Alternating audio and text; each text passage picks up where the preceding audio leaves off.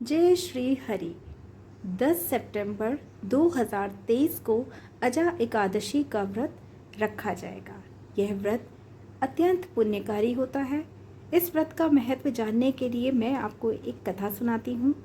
एक बार अर्जुन ने कहा, हे पुंडरीकाक्ष, मैंने श्रावण शुक्ल एकादशी अर्थात पुत्रदा एकादशी का सविस्तार वर्णन सुना। अब आप कृपा करके मुझे भाद्रपद माह के कृष्ण पक्ष की एकादशी के विषय में भी बताइए। इस एकादशी का नाम क्या है तथा इस व्रत के क्या विधान है? इस व्रत के करने से किस फल की प्राप्ति होती है? श्री कृष्ण ने कहा, हे कुंती पुत्र, भाद्रपद माह के कृष्ण पक्ष की एकादशी को अजा एकादशी कहते हैं। इस व्रत का करने से सभी पाप नष्ट हो जाते हैं।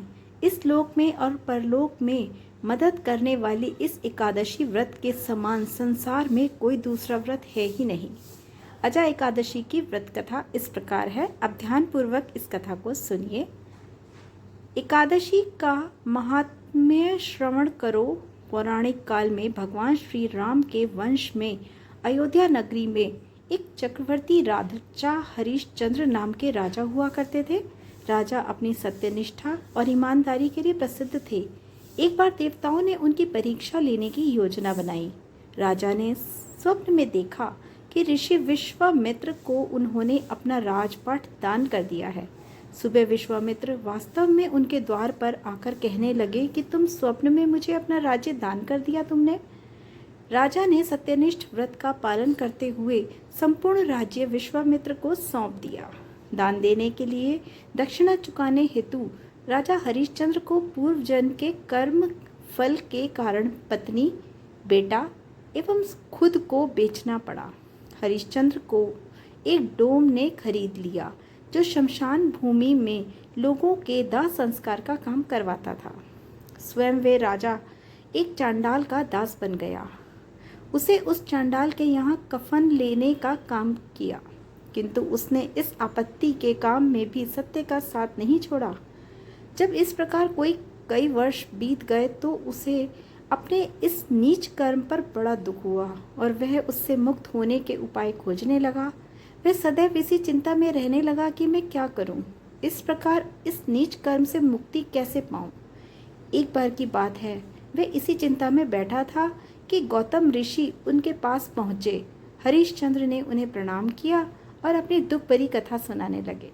राजा हरिश्चंद्र की दुख भरी कहानी सुनकर महर्षि गौतम भी अत्यंत दुखी हुए और उन्होंने राजा से कहा कि हे राजन, भादो माह के कृष्ण पक्ष की एकादशी का नाम अजा है।